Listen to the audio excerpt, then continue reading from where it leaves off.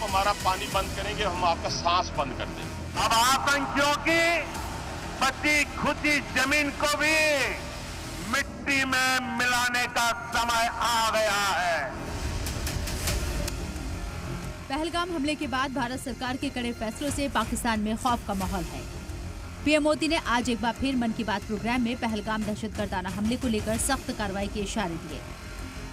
आतंकवाद के खिलाफ हमारी लड़ाई में 140 करोड़ भारतीयों के साथ खड़ा है।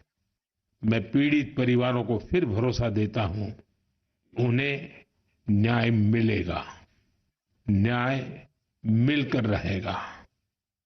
इस हमले के दोषियों और साजिश रचने वालों को कठोरतम जवाब दिया जाएगा।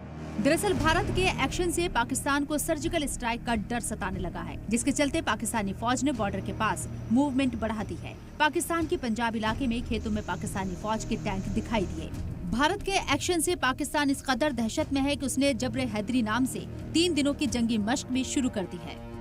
अब आपको पाकिस्तान के farmer foreign minister Bilawal Bhutto Zardari का बयान भी सुनाते हैं।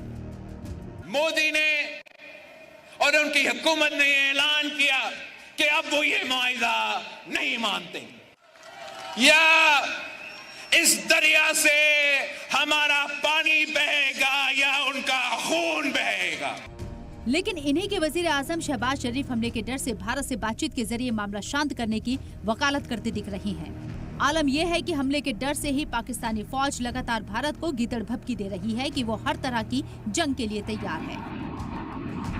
और इसी को लेकर पिछले कुछ दिनों में पाकिस्तानी फौज ने कई बार सीज फायर की खिलाफ वर्जी भी की, जिससे वो दुनिया का ध्यान इस तरफ खींचकर किसी तरह से बच सके। लेकिन पाकिस्तान को ये समझ लेना चाहिए कि उसकी करतूत पूरी दुनिया जान चुकी है। ब्यूरो रिपोर्ट, सलाम टीवी।